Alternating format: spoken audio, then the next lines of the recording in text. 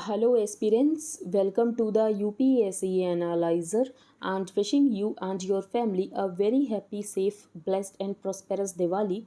Today, we will discuss newspaper analysis dated 24th of October 2022. And if you are finding this analysis helpful, then please like, share, and subscribe. And अगर आपको Indian Express के highlighted portion की PDF चाहिए plus static portion related to every topic तो आप इसको bye कर सकते हो। ये आपको कॉस्ट करेगा 100 रुपीज़ पर मंथ। इसके लिए आपको क्या प्रोसीजर फॉलो करना है, तो first you have to keep a user name of your Telegram account. तो आपको अपने टेलीग्राम अकाउंट का एक यूज़र नेम रखना है। उसके बाद आपको प्रिवेसी सेटिंग्स को चेंज करना है। फॉर दैट सेटिंग्स में जाकर privacy and security groups and channels who can add me to the group chats, वहाँ पर आपको एवरीबडी चूज़ करना है। You can pay via UPI to the mentioned UPI ID, and then you have to send payment proof along with your Telegram user ID to the mentioned email ID. Second program है current affairs mentorship program, जिसमें current affairs को comprehensive तरीके से cover किया जा रहा है। आपको इन डेप्थ अंडरस्टैंडिंग प्रोवाइड कराई जाएगी। करंट अफेयर्स को सेवरल सोर्सेज से कवर किया जाएगा। जो भी सोर्सेज यूपीएससी के लिए रेलेवेंट है उनसे करंट अफेयर्स को कवर किया जा रहा है। आपको लेक्चर्स मिलेंगे ऑन एवरीडे बेसिस, आपको डेली पीडीएफ्स मिलेंगी, आपको डेली क्विजेज मिलेंगे, पर्सनल डाउट क्लियरिंग सेशंस होंगे, आप मुझसे ऑन कॉल बात कर सकते हो। जो स्टैटिक पोर्शन करंट अफेयर्स से रिलेटेड होगा उसको डिटेल में डिस्कस किया जाएगा। और ये सीरीज़ आपके प्रीलिम्स के लिए भी यूज़फुल रहेगी एंड आपके मेंस के लिए भी यूज़फुल रहेगी। और इसका प्राइस है 2000 rupees per month. You can make payment via UPI to the mentioned UPI ID, and then you have to send your name, email ID, mobile number, proof of payment to the mentioned email ID, and then you have to wait for some time to get added to the premium group, जहाँ पर आपको link मिलेंगे for the videos. अब हम आज की newspaper analysis start करते हैं। फर्स्ट पेज पर FCRA मेंशनड है, जो कि हम एक्सप्लेन्ड पेज पर डिटेल में डिस्कस करेंगे। Next, Kerala governor tells 9 VCs to resign by today. अब ये क्या इशू है, तो ये हमने कुछ टाइम पहले भी डिस्कस किया था, शायद आपको याद ना हो, तो एक बार हम वापस से डिस्कस कर लेते हैं। तो सुप्रीम कोर्ट ने ये नोट किया था कि as per section 13(4) of the university act 2015 जो सर्च कमेटी होगी वो यहाँ पर रिकमेंड करेगी of not less than 3 suitable persons, जो कि यहाँ पर उसके बाद चांसलर अपॉइंट करेंगे कि कौन यहाँ पर VC होगा। तो यहाँ पर एटलीस्ट 3 लोगों के नाम तो होने ही चाहिए, लेकिन इस पर्टिकुलर केस में जो कि केरला का केस है उसमें यहाँ पर कमिटी ने सिर्फ एक ही नाम रिकमेंड किया था। तो Supreme Court noted that as per section 13(4) of the University Act 2015, the search committee shall recommend unanimously a panel of not less than 3 suitable persons, which shall be placed before the visitor or chancellor. दूसरा issue क्या है? दूसरा issue ये है कि ये जो search selection committee थी उसमें नॉन एकेडमिशियन भी मेंबर थे। The letter said that in view of the apex court verdict, 9 VCs either appointed from single name panels, की यहाँ पर सिर्फ एक ही नाम रिकमेंड किया गया था, और recommended by the search selection committee जिसमें नॉन एकेडमिशियन भी मेंबर थे। तो ये पूरा यहाँ पर इशू है। अब हम चलते हैं आगे। यहाँ पर आप देख सकते हो कोई भी इंपॉर्टेंट न्यूज़ नहीं है, तो यहाँ पर हम डिस्कस नहीं करेंगे। Ordinance to hike SC/ST reservation gets government nod. तो कर्नाटका में यहाँ पर SC और ST के लिए रिजर्वेशन को हाइक किया जा रहा है। यहाँ पर जो SC के लिए रिजर्वेशन है उसको इंक्रीज़ किया जा रहा है फ्रॉम 15% टू 17%, और ST के लिए फ्रॉम 3% टू 7%। अब इसकी वजह से जो रिजर्वेशन है वो यहाँ पर जो एग्जिस्टिंग 50% की कैप है उससे ऊपर चला जाएगा, और एडिशनल कोटा की वजह से जो टोटल रिजर्वेशन है वो हो जाएगा 56%। However it is still unclear if the government is planning to adjust the increase in the quota under the existing 50% reservation cap. नहीं तो यहाँ पर जो एडिशनल कोटा दिया जा रहा है उसकी वजह से टोटल रिजर्वेशन हो जाएगा 56%। फिर यहाँ पर ऑर्डिनेंस के बारे में मेंशन है, तो आपको पता होना चाहिए गवर्नर की ऑर्डिनेंस मेकिंग पावर के बारे में। आई होप आपने लक्ष्मीकांत में पढ़ा होगा। अगर आपने नहीं पढ़ा है तो आप लक्ष्मीकांत से भी पढ़ सकते हो। अगर आप PDF बाय करोगे तो आपको उसमें भी कंटेंट मिल जाएगा। अब हम आगे चलते हैं। As NSCN-IM meets rival Naga groups hope for reconciliation, shared road map to peace. Nagas insurgency, जो कि ओल्डेस्ट इंसर्जेंसी है, the oldest militant movement in India, the Naga insurgency begin in the 1950s। उसके बाद टॉक्स हुए, UPA गवर्नमेंट के साथ हुए, फिर NDA गवर्नमेंट के साथ हुए। 2015 में एक फ्रेमवर्क एग्रीमेंट भी साइन होता है, but relations between the centre और यहाँ पर इंटरलॉक्यूटर जो कि RN रवि थे एंड द NSCN-IM डिटोरेटेड, जिसकी वजह से यहाँ पर टॉक्स बंद हो गए थे। फिर से यहाँ पर टॉक्स रिज्यूम हुए हैं। The National Socialist Council of Nagaland, Isaac Muvaiya, NSCN-IM, which has resumed talks with the Indian government, और यहाँ पर NSCN-IM की मीटिंग हुई है नागा नेशनल पॉलिटिकल ग्रुप्स के साथ। The NSC and IM, one of the largest insurgent groups in the Northeast, and the NNPGs, ये traditional rivals रहे हैं. अब ये ट्रेडिशनल राइवल्स इसीलिए रहे हैं क्योंकि कभी भी कॉमन ग्राउंड यहाँ पर अचीव नहीं हो पाया. अब कॉमन ग्राउंड यहाँ पर क्यों नहीं फाइंड हो पाया? फॉर एग्जाम्पल यहाँ पर NSC एंड IM ने गवर्नमेंट के साथ 2015 में फ्रेमवर्क एग्रीमेंट साइन किया था. अब ये कहा जा रहा है बाकी इंसर्जेंट ग्रुप्स के द्वारा कि ये जो फ्रेमवर्क एग्रीमेंट साइन हुआ था ये यूनिलेटरली साइन कर लिया गया और यहाँ पर बाकी नागा नेशनल पॉलिटिकल ग्रुप्स के साथ बात नहीं की गई. But with the Nagaland elections around the corner and the NSC and IM resuming talks with the government once more after a hiatus, the FNR has reached out to the rival groups for the first time in 7 years earlier last month. तो यहाँ पर Naga national political groups और NSC and IM की जो यहाँ पर position है वो बहुत ज़्यादा डिफरेंट है. फॉर एग्जांपल यहाँ पर NNPGs को ये बात समझ आ गई है जो इंडियन गवर्नमेंट की पोजीशन है कि इंडियन गवर्नमेंट यहाँ पर इनको सेपरेट फ्लैग और सेपरेट कॉन्स्टिट्यूशन नहीं दे सकती है, लेकिन ये बात NSC एंड IM बहुत ज़्यादा अपोज करता है. तो ये यहाँ पर कुछ इनके बीच में एक कॉमन ग्राउंड अचीव नहीं हो पा रहा है. नेक्स्ट हम आगे चलते हैं. ISRO's heaviest rocket places 36 satellites in low earth orbit. तो ये काफ़ी बड़ा अचीवमेंट है. यहाँ पर OneWeb की सैटेलाइट को लॉन्च किया गया था. India's heaviest rocket injected 36 broadband satellites of a UK based customer into precise orbits early Sunday. तो वैसे ये UK बेस्ड है OneWeb, लेकिन इसमें भारतीय एयरटेल का भी 30% स्टेक है. इसके अलावा जापान के सॉफ्टबैंक का भी स्टेक है. दिस वॉज द फर्स्ट फोरे of any Indian launch vehicle other than ISRO's work house. तो यहाँ पर इसको लॉन्च किया गया था लॉन्च व्हीकल Mark 3 से.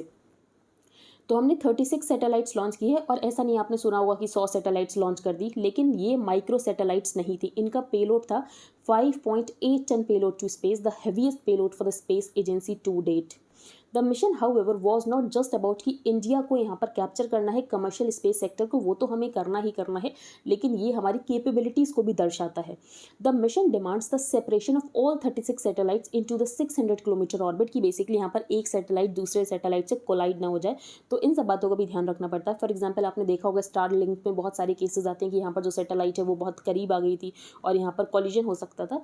तो इन सब बातों का ध्यान करते हुए ये इन सैटेलाइट्स को लॉन्च किया है जो कि सक्सेसफुली यहाँ पर लॉन्च हो भी गई हैं.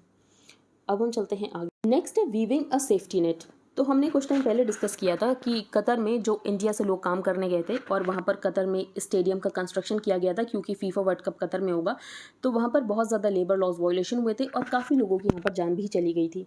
The stories of exploitation and labour violations faced by Indian workers in the Gulf country should be looked at. The exploitation of migrants led parliament की पार्लियामेंट ने 1983 में इमिग्रेशन एक्ट ऑफ 1983 को इनेक्ट किया था. Globally India ranks as number 1 in terms of international migrants and remittances and 6 countries in the Gulf alone account for close to 50% of Indian migrants. As per the latest Kerala migration survey close to 2 million Keralites जो कि Gulf में reside करते हैं. और यहाँ पर gulf में एक सिस्टम है कफाला सिस्टम. कफाला सिस्टम के तहत जो वहाँ पर एम्प्लॉयर्स होते हैं वो बहुत ज़्यादा पावर वील्ड करते हैं over the lifes of the migrant workers. तो कफाला सिस्टम बंद होने की ज़रूरत है. Over the last 3 decades stake holders at the international regional and national levels have discussed कि गल्फ में बहुत ज़्यादा लेबर राइट्स वायलेशंस होते हैं. Gulf cooperation council countries have been accused कि हेल्थ केयर सर्विसेज को नहीं प्रोवाइड किया जाता है और कोविड-19 के दौरान यहाँ पर जो वेजेस है उनको रिड्यूस कर दिया गया था या तो वेजेस नहीं पे किए जा रहे थे. तो उस समय रीपैट्रिएशन हुआ था. रीपैट्रिएशन के बाद एक सर्वे कंडक्ट किया गया था और सर्वे में यहाँ पर among 47% who lost their jobs 39% ने रिपोर्ट किया था या तो नॉन पेमेंट ऑफ वेजेस हो रहा था या तो रिडक्शन इन वेजेस हो रहा था. Similarly, during the Dubai Expo 2020, there were several reports of non-payment of wages, contract violations, and intimidation of workers. Perhaps most important example जो कि हमने अभी देखा कि कतर में जो यहाँ पर स्टेडियम को कंस्ट्रक्ट किया जा रहा था उसमें यहाँ पर बहुत ज़्यादा लेबर राइट्स वायलेशंस हुए हैं. अब GCC कंट्रीज़ का यहाँ पर क्रिटिसिज्म हो रहा है. तो GCC कंट्रीज़ ने ये कहा है कि हम अपने लेबर लॉस को रिफॉर्म करेंगे, लेकिन वो सिर्फ कहने की बात है. वो यहाँ पर लेबर लॉस को रिफॉर्म नहीं कर रहे हैं. Simultaneously the countries are also implementing nationalisation policies. अब नेशनलाइजेशन पॉलिसीज़ करेंगे तो उसकी वजह से फोर्स्ड जॉब टर्मिनेशन भी होगा. अगर अपने ही कंट्री के लोगों को जॉब देंगे तो जो बाहर से लोग यहाँ पर काम करने आ रहे हैं उनको उनकी जॉब से निकाल दिया जाएगा. As much as the country of destination. तो हमने यहाँ पर गल्फ कंट्रीज़ को तो रिस्पॉन्सिबल ठहरा दिया कि उनके यहाँ लेबर लॉज नहीं है, वो लेबर लॉज को रिफॉर्म नहीं कर रहे हैं. उतने ही रिस्पॉन्सिबल हम भी हैं. As much as the country of destination the country of origin is responsible for the current situation. Civil society and governments तभी इन इशूज़ के ऊपर रिएक्ट करते हैं जब कोई यहाँ पर लार्ज स्केल वायलेशन होता है, वरना यहाँ पर छोटा मोटा इशू होता है तो यहाँ पर गवर्नमेंट्स रिएक्ट तक नहीं करती है. However, our efforts for migrant welfare are often limited कि अगर कोई क्राइसिस आती है तो हम यहाँ पर रीपैट्रिएशन करा लेते हैं, उससे ज़्यादा हम कुछ नहीं करते हैं. The existing MOUs with GCC countries on domestic workers recruitment and prevention of irregular recruitment have had very little impact. तो MOU है लेकिन MOU का जो impact है वो बहुत ज़्यादा कम है. Historically, India's response to the grievance of migrant workers has been poor. लेकिन हाल फिलहाल में ही सरकार ने एक पोर्टल शुरू किया है जिसका नाम है मदद, और जो माइग्रेंट वर्कर्स हैं वो अपने ग्रीवांसेस को वहाँ पर फाइल कर सकते हैं. और मिनिस्ट्री ऑफ एक्सटर्नल अफेयर्स की माने तो जो 95% रजिस्टर्ड ग्रीवांसेस हैं उनको रिजॉल्व कर दिया जाता है. The bottlenecks in the countries of destination and origin imply a need for a joint effort to address the issue. तो यहाँ पर ब्लेम गेम करने की ज़रूरत नहीं है कि हम यहाँ पर गल्फ कंट्रीज़ को रिस्पॉन्सिबल ठहराएं, क्योंकि हम भी उतनी ही रिस्पॉन्सिबल हैं और हमारी भी यहाँ पर रिस्पॉन्सिबिलिटी बनती है. India should play a leading role in building regional alliances in the South Asia GCC corridor. और यहाँ पर जॉइंट एफर्ट की ज़रूरत है सारी स्टेक होल्डर्स की, including government, trade unions, recruitment agents and civil society. तभी हम यहाँ पर चेंजेस ला सकते हैं, notable changes. Stronger and better. तो यहाँ पर बात की गई डिफेंस इंडिजनाइजेशन की. India was the world's largest importer of arms in the period from 2017 to 2021. हम थे यहाँ पर largest importer of arms along with Saudi Arabia. जो हमारे इंपोर्ट्स हैं तो 11% total imports across the world. It accounts for 11% of the total imports across the world according to the SIPRI. SIPRI क्या है? Stockholm International Peace Research Institute. ये काफ़ी ज़्यादा financial burden है हमारे ऊपर कि हमें इतना ज़्यादा डिफेंस का आइटम इंपोर्ट करना पड़ रहा है.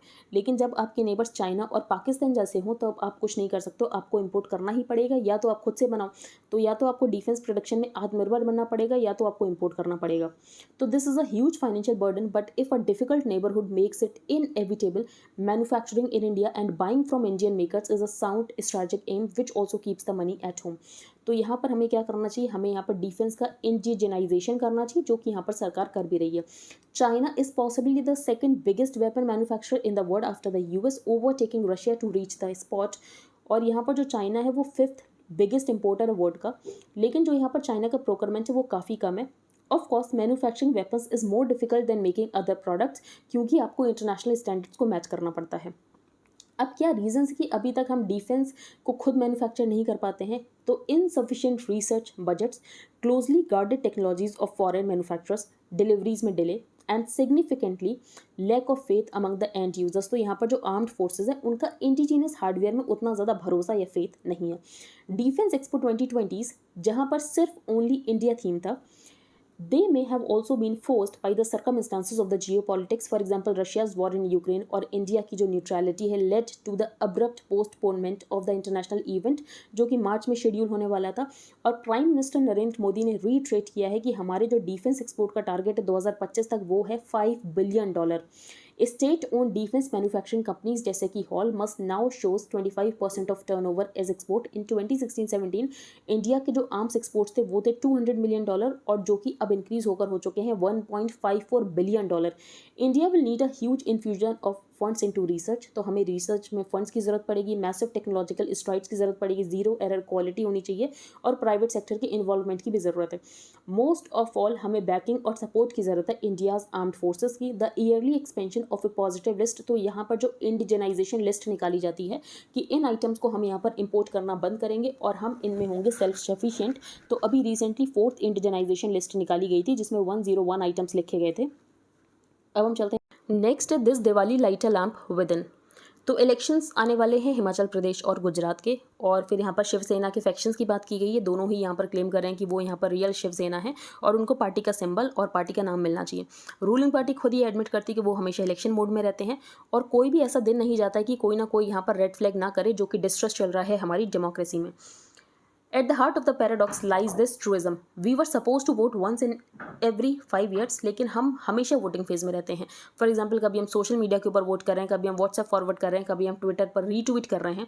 The like button on social media is a vote, the retweet button, the thumbs up emoji and the WhatsApp forward each is a vote. This means that all the time हम यहाँ पर side ले रहे हैं, हम यहाँ पर किसी को अपना एलाई बना रहे हैं, किसी को अपना राइवल बना रहे हैं, और बेसिकली हम ये चाहते हैं कि हमारा राइवल यहाँ पर हार जाए. Even in the world of online ratings, from rating the Zomato delivery person to the book review on Amazon, हम यहाँ पर कॉन्स्टेंट जजमेंट मोड में है कि हम यहाँ पर किसी ना किसी को जज ही कर रहे हैं, जिसकी वजह से हम यहाँ पर रूथलेस और जजमेंटल बनते जा रहे हैं. लेकिन यहाँ पर जो कोर वैल्यूज़ होनी चाहिए ह्यूमैनिटी की, वो यहाँ पर होनी चाहिए रीजनिंग, कंपैशन है, सिंप्लिसिटी, वो यहाँ पर खत्म होती जा रही है. Human reasoning, simplicity and empathy for others are values that are the core principles of humanities, लेकिन ये यहाँ पर लगातार डिक्लाइन हो रहा है. अब डेमोक्रेसी का मतलब क्या होता है? डेमोक्रेसी का मतलब होता है डेलिब्रेशन हो, डिस्कशन हो, पर इसका मतलब ये नहीं होता कि यहाँ पर जो लोग हैं वो दो हार्ड ब्रैकेट्स में डिवाइड हो जाएं कि यहाँ पर जो पर्टिकुलर पर्सन है वो लेफ्ट विंग है, जो पर्टिकुलर पर्सन है वो राइट विंग है. Democracy is all about a government by discussion, but that discussion should not divide us into two hard brackets. Even a political leader is a citizen first. If everywhere we all will be divided and resist appreciating the qualities of another person, democracy सिर्फ इतनी सी रह जाएगी कि हम हर 5 साल में जाकर यहाँ पर वोट करेंगे. If we tell them to choose between parents, for example ये कितना डिफिकल्ट हो जाएगा बच्चों के लिए अगर हम उनसे ये कहें कि आपको अपने पेरेंट्स को चूज करना. We are allowing ourselves to be defined by our differences rather than what's common to us. The biggest ability of democracy is to blur the divide between for and against. और यहाँ पर हमें social capability of moral reasoning को enhance करने की ज़रूरत है. Democracy का मतलब ये नहीं होता है कि जो मेजॉरिटी है वो यहाँ पर मिनॉरिटी को टारगेट्स करें. We the people, we for people and we by people means that we listen to each other. That is the gift we can give to each other and to ourselves this Diwali. She's men who will now lead China, तो इनके नाम तो हम नहीं देखेंगे. In what she did not say, a warning of turbulent times. For 2 decades, Chinese leaders ने declare किया था कि जो है ये बहुत इंपॉर्टेंट स्ट्रेटेजिक अपॉर्चुनिटी है चाइना के लिए, implying that China faced no imminent risk. तो अगर चाइना ये कहता था कि ये इंपॉर्टेंट स्ट्रेटेजिक अपॉर्चुनिटी है चाइना के लिए, तो चाइना को ये लगता था कि कोई इमिनेंट थ्रेट है नहीं और चाइना यहाँ पर फोकस कर सकता है अपनी इकोनॉमिक ग्रोथ के ऊपर. For even longer leaders have said that peace and development remain the themes of the era. ठीक है, लेकिन अभी इस बार ऐसी कोई बात नहीं बोली गई. क्यों नहीं बोली गई? क्योंकि यूक्रेन की क्राइसिस चल रही है, यूक्रेन रशिया क्राइसिस, वॉशिंगटन और यहाँ पर जो चाइना के रिलेशन है वो लगातार डिचोरेट हुए हैं. Their exclusion and Xi's somber warning of dangerous storms on the horizon indicated that he believed कि international hazards जो हैं वो यहाँ पर worsen हो चुके हैं, especially since the start of the war in Ukraine. इसके अलावा इनका ये कहना है कि वर्ल्ड ज़्यादा ट्रेचरस हो चुका है क्योंकि यूएस यहाँ पर लगातार ताइवान को सपोर्ट कर रहा है. And Chinese vulnerability to technology choke points, इसीलिए चाइना को इनोवेशन करना है, टेक्नोलॉजी के ऊपर फोकस करना है और चाइना को अपनी डिपेंडेंस किसी और कंट्री के ऊपर ख़त्म करनी है. और जो वेस्टर्न लेड अलाइंसेज हैं वो प्लान कर रहे हैं कि वो अपनी प्रेजेंस को इंक्रीज करें अराउंड एशिया, तो ये भी चाइना के लिए एक थ्रेट है. Our country has entered a period when strategic opportunity coexist with risk and challenges. तो अब यहाँ पर चाइना मान रहा है कि रिस्क और चैलेंजेस भी हैं and uncertainties and unforeseen factors are rising. Next Sudan से 220 dead in deadliest tribal clashes. तो आपको सूडान की लोकेशन देखनी है. बाकी यहाँ पर ट्राइब्स के नाम मेंशन है, हौसा ट्राइब और यहाँ पर सेकंड है बर्ता पीपल. तो बर्ता और हौसा ये आपको पता होना चाहिए. अगर आप पीडीएफ बाय करोगे तो आपको यहाँ पर सारी लोकेशंस मिल जाएंगी. अगर नहीं बाय करो तो खुद आपको मैप में जाकर सूडान की लोकेशन देखनी है और उसके आसपास के जो नेबरिंग कंट्रीज है वो भी देखना है. नेक्स्ट है many exporters and importers reluctant to hedge forex exposure. अब हेजिंग क्या होती है? Hedging is a common financial practice जो कि एक्सपोर्टर्स और इम्पोर्टर्स यूज़ करते हैं. अगर एक्सचेंज रेट में फ्लक्चुएशन आता है तो उसके इम्पैक्ट को मिनिमाइज करने के लिए हेजिंग एक कॉमन फाइनेंशियल प्रैक्टिस है जो कि इंपोर्टर्स और एक्सपोर्टर्स यूज़ करते हैं. क्योंकि अगर रूपी फॉल होता है तो रीपेमेंट यहाँ पर कॉस्टलियर हो जाता है in the absence of hedging, इसीलिए यहाँ पर हेजिंग की ज़रूरत होती है. Hedging cost rise when the market faces high volatility. Forward contract and currency derivatives are among the instruments जो कि हेजिंग के लिए यूज़ किए जाते हैं. Despite the 11.2% fall in the rupee's value in 2022, a large section of exporters and importers उन्होंने अभी भी अपने फॉरेन एक्सचेंज एक्सपोजर को पूरी तरीके से हेज नहीं करा रखा है. According to the June 2022 Financial Stability Report of the Reserve Bank of the outstanding external commercial borrowings of $180 billion, सिर्फ इसमें से 40% है जो कि अनहेज्ड है. 40% इसमें से अनहेज्ड है. अब यहाँ पर हेजिंग क्यों नहीं करा रहे हैं? हो सकता है कि उनको ऐसा लगता हो कि मार्केट कंडीशन से उनको कुछ फायदा हो जाएगा जिसकी वजह से वो यहाँ पर हेजिंग नहीं करा रहे हैं. As a banker when we lend in foreign currency we generally insist entities को कि आप यहाँ पर हेज कराओ so that the liability on currency risk is minimised. क्योंकि अगर वो हेजिंग नहीं कराएंगे और उनको अगर नुकसान हो जाता है तो फिर वो डिफॉल्ट कर जाएंगे और यहाँ पर जो बैंक्स का एनपीए वो राइज हो जाएगा. Some exporters and importers see hedging as a strategy to speculate rather than from a risk management perspective, said a dealer from forex advisory firm. These losses may reduce their capacity to service the loans जो कि उन्होंने banking system से लिए हैं and increase their probability of default. तो यहाँ पर default की probability इंक्रीज हो जाएगी जिसकी वजह से यहाँ पर बैंकिंग सिस्टम के ऊपर भी इम्पैक्ट पड़ेगा.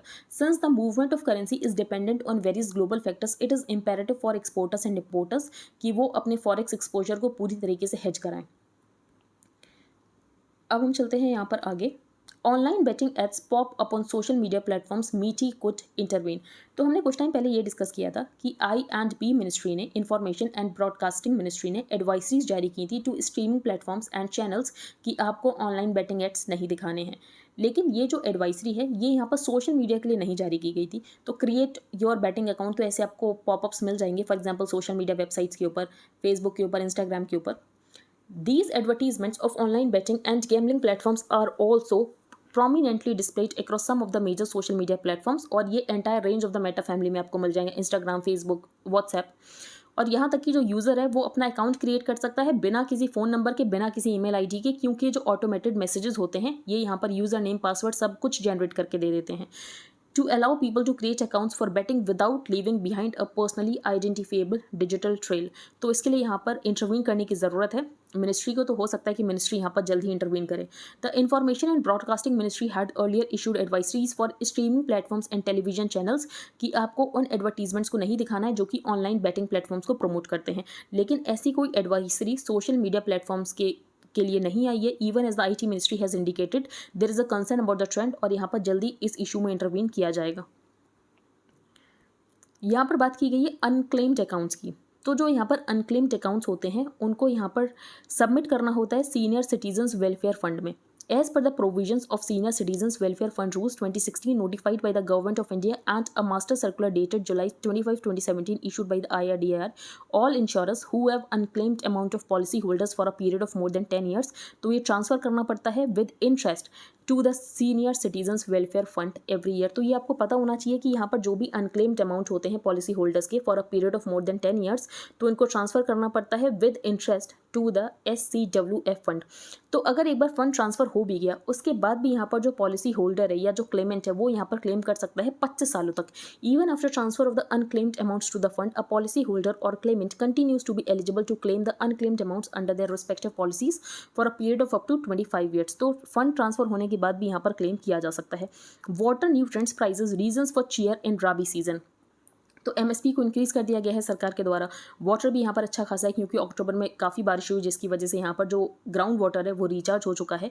Crops need two things, water और nutrients, and when prices are good farmers यहाँ पर ज़रूर ग्रो करना चाहेंगे। तो राबी फॉर एग्जांपल व्हीट और मस्टर्ड इनको ज़रूर ग्रो किया जाएगा। On what are the picture is encouraging for the rabi winter spring season crops. Surplus monsoon rain in September extending to this month have helped recharge ground water tables. The same goes for prices. Government ने यहाँ पर MSP increase कर दिया है of to की राबी crops जो कि हैं wheat and mustard.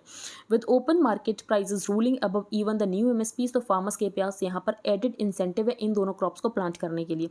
What is the situation with plant nutrients, तो यहाँ पर बात की गई फर्टिलाइजर की, nitrogen, phosphorus, potassium and sulphur imported in fertiliser.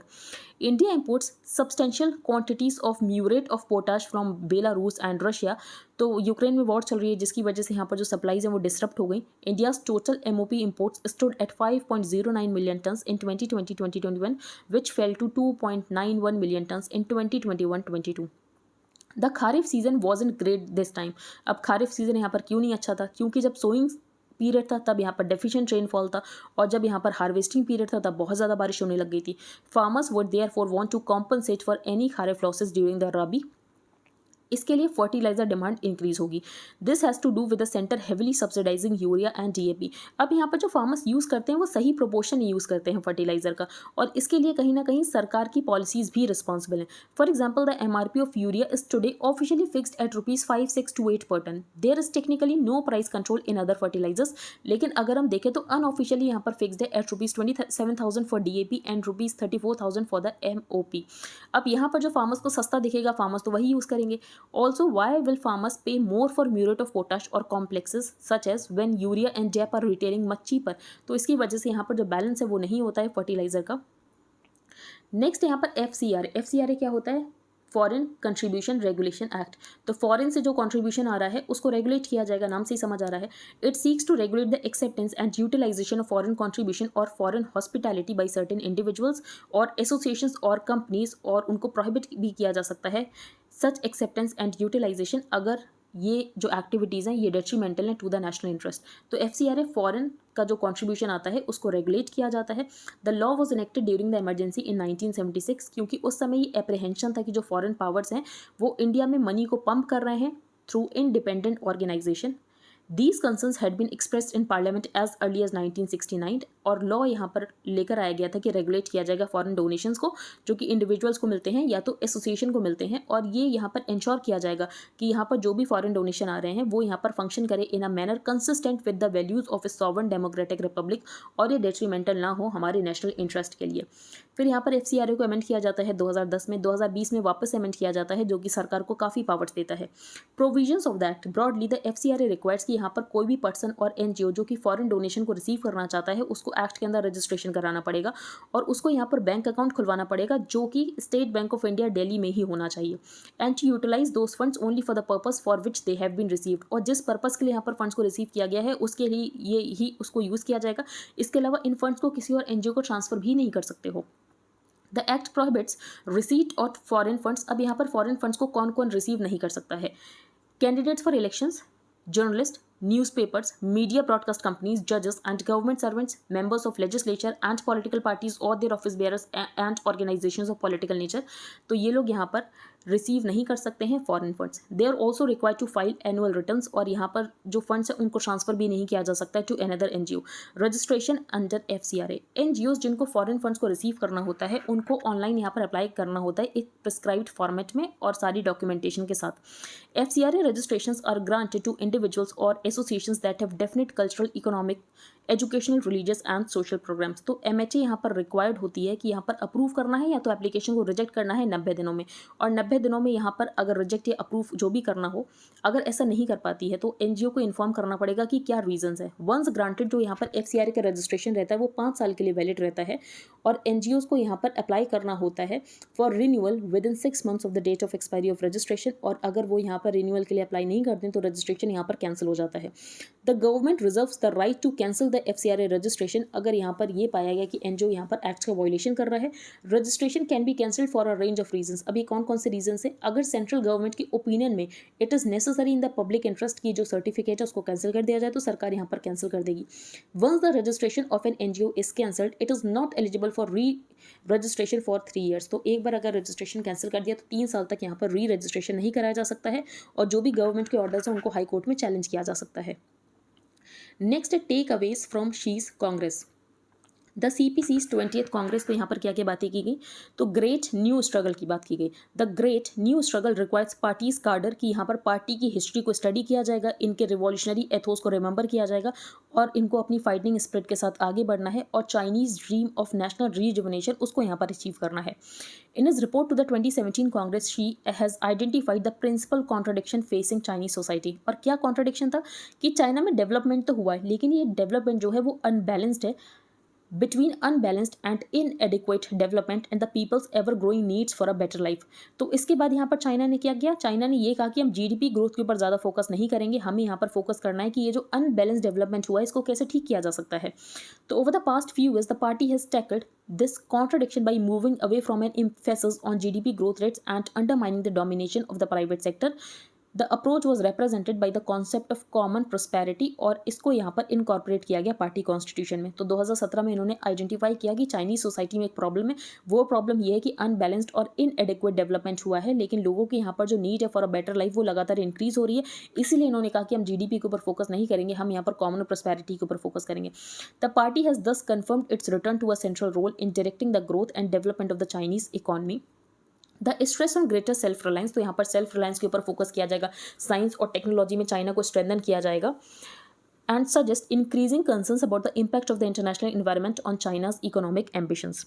How has Xi Jinping cemented his position through this Congress? तो ये हम डिस्कस नहीं करेंगे कि यहाँ पर शी जिनपिंग यहाँ तक कैसे पहुँच गए हैं। The 20th Congress has solidified Xi Jinping's authority as the most powerful Chinese leader since Deng Xiaoping।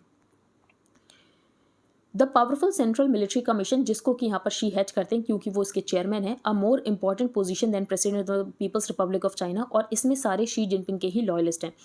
Is Xi Jinping now greater than Deng Xiaoping in the CPC pantheon, तो अभी ये बात नहीं कह सकते हैं क्योंकि अभी इनका टर्म नहीं खत्म हुआ, जब टर्म खत्म हो जाएगा तब यहाँ पर कंपेयर किया जाएगा।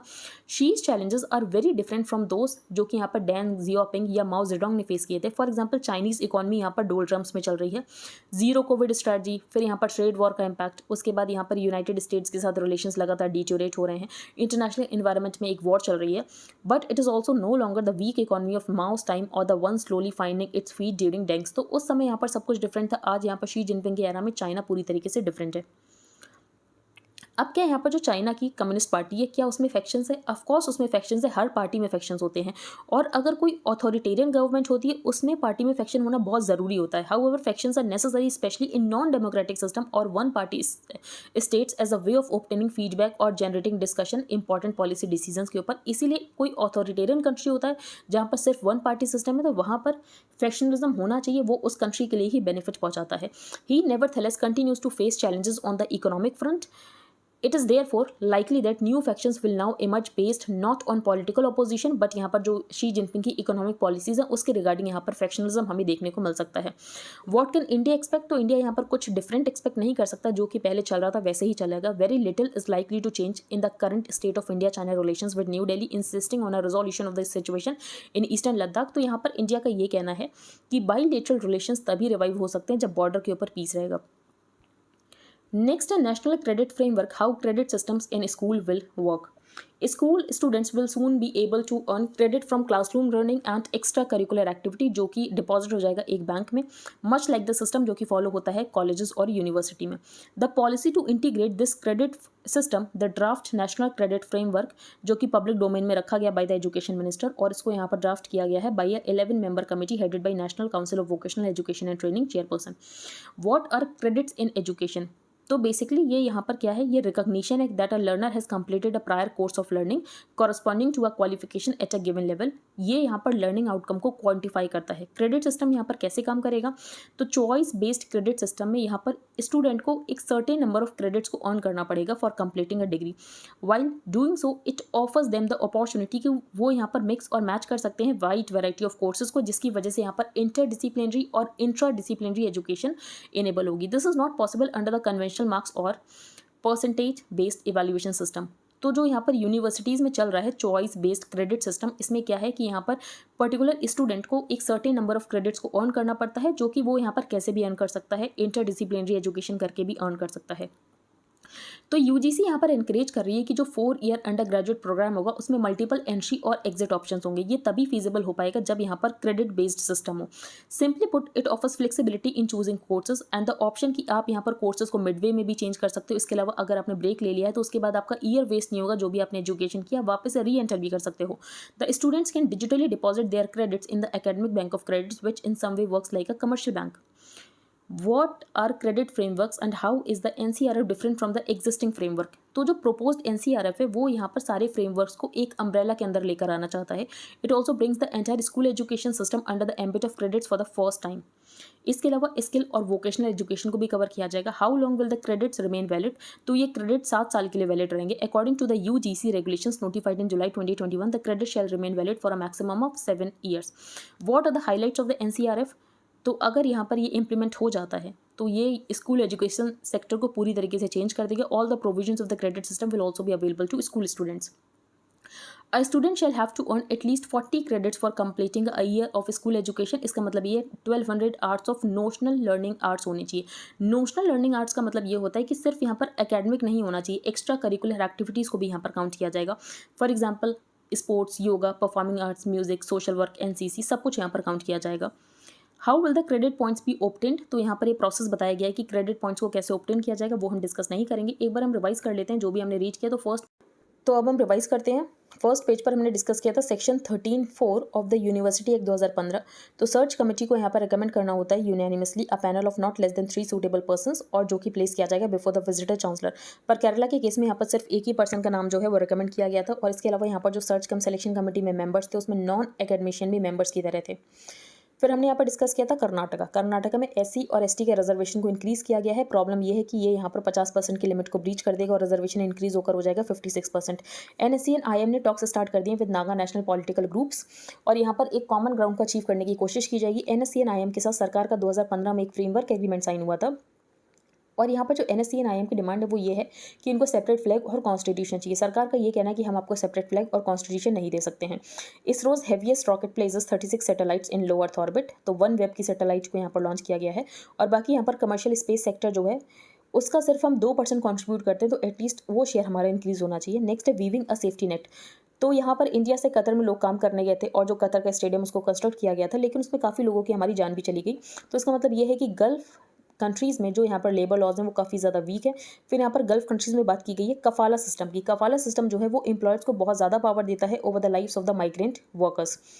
अब इसका मतलब ये नहीं कि हम सिर्फ यहाँ पर गल्फ कंट्रीज़ को रिस्पॉन्सिबल ठहरा दें कि गल्फ कंट्रीज़ की वजह से ये सब हो रहा है, हम भी उतने ही रिस्पॉन्सिबल है। तो यहाँ पर सरकार को बातचीत करनी चाहिए, सारे स्टेक होल्डर्स से मिलकर यहाँ पर बातचीत करनी चाहिए कि इस इशू को कैसे रिजॉल्व किया जा सकता है। फॉर एग्जाम्पल गल्फ कंट्रीज़ का ये कहना है कि वो यहाँ पर लेबर लॉज को रिफॉर्म करेंगे, लेकिन ऑन ग्राउंड वो यहाँ पर रिफॉर्म कर रहे हैं नहीं कर रहे हैं, that remains to be seen. और यहाँ पर कफाला सिस्टम ये आपको थोड़ा बहुत पता होना चाहिए। और बाकी यहाँ पर Gulf alone accounts for close to 50% of Indian migrants, और काफ़ी रेमिटेंसेज हैं जो कि गल्फ कंट्री से यहाँ पर आते हैं। Next, stronger and better indigenising defence production is a good idea, जिसका टाइम यहाँ पर आ चुका है। तो हम डिफेंस इंपोर्ट करते हैं, हम यहाँ पर लार्जेस्ट इंपोर्टर ऑफ आर्म्स हैं in the period from 2017 to 2021। और हमें आर्म्स की ज़रूरत है क्योंकि हमारे नेबर्स ऐसे हैं पाकिस्तान और चाइना की तरह। लेकिन हम यहाँ पर आर्म्स को जो इंपोर्ट करते हैं उसको हम रिप्लेस कर सकते हैं और इंडिया में ही उसको यहाँ पर मैन्युफैक्चर कर सकते हैं। लेकिन आर्म्स मैन्युफैक्चर करना उतना आसान नहीं है जितना मैन्युफैक्चर करना कोई प्रोडक्ट होता है।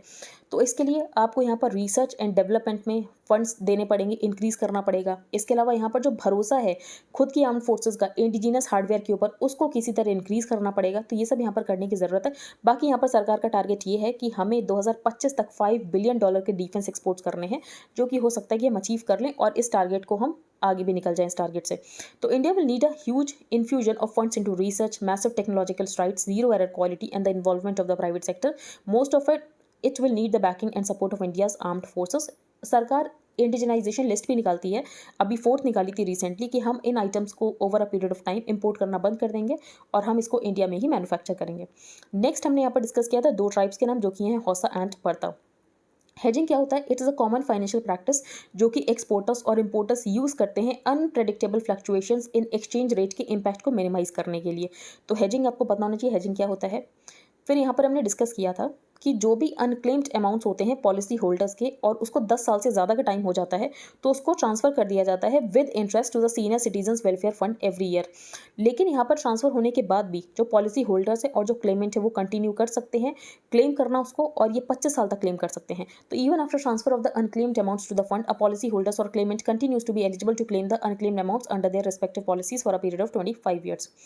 Water nutrients prices reasons for cheer in rabi season. तो सरकार ने एमएसपी इंक्रीज कर दिया है। ग्राउंड वाटर भी रिचार्ज हो चुका है बारिश की वजह से, जो कि अक्टूबर में हुई थी। और इसके अलावा हमें फर्टिलाइजर की ज़रूरत पड़ेगी।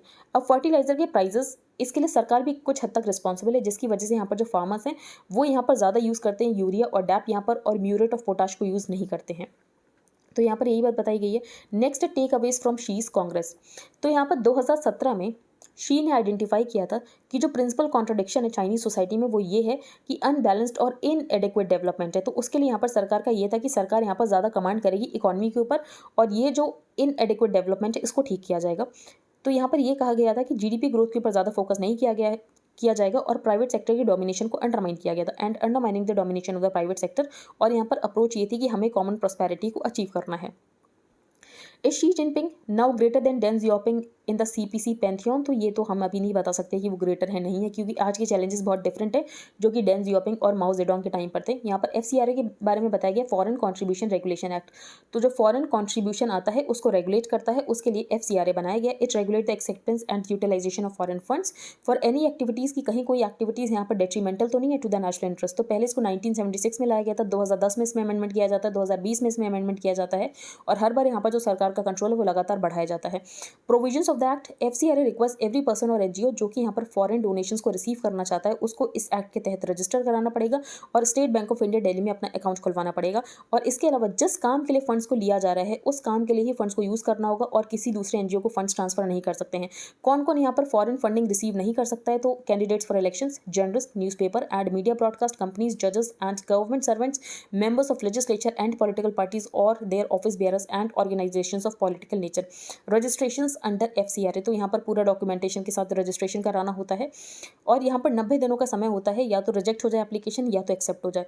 तो अगर यहाँ पर 90 दिनों तक कुछ नहीं होता है तो इन्फॉर्म किया जाएगा एनजीओ को कि क्या रीजंस हैं। The MHA is required to approve और reject the application within 90 days, failing which it is expected to inform the NGO of the reasons for the same. और यहाँ पर जो रजिस्ट्रेशन वो 5 साल के लिए वैलिड रहता है और यहाँ पर जब 6 महीने बचे हुए एक्सपायर होने के, तभी यहाँ पर रिन्यूअल के लिए अप्लाई कर देना होता है। सरकार भी यहाँ पर कैंसिलेशन कर सकती है रजिस्ट्रेशन का, तो government reserve the right to cancel the FCRA registration अगर ये पाया गया कि जो एनजीओ है वो यहाँ पर एक्ट का वॉयलेशन कर रहा है। तो if in the opinion of the central government it is necessary in the public interest to cancel the certificate, तो यहाँ पर जो रजिस्ट्रेशन है वो कैंसिल किया जा सकता है। और एक बार अगर रजिस्ट्रेशन कैंसिल कर दिया तो 3 साल तक वापस से री रजिस्टर नहीं कराया जा सकता। सरकार के जो भी ऑर्डर्स है वो हाई कोर्ट में चैलेंज किए जा सकते हैं। नेक्स्ट नेशनल क्रेडिट फ्रेमवर्क, तो अभी ये ड्राफ्ट ही है, बाकी जब यहाँ पर फाइनल अप्रूवल हो जाएगा तब हम डिस्कस कर लेंगे। तो आई होप आपको सब कुछ समझ आ गया हो। If you liked the video then please like, share and subscribe. Thank you and have a nice day.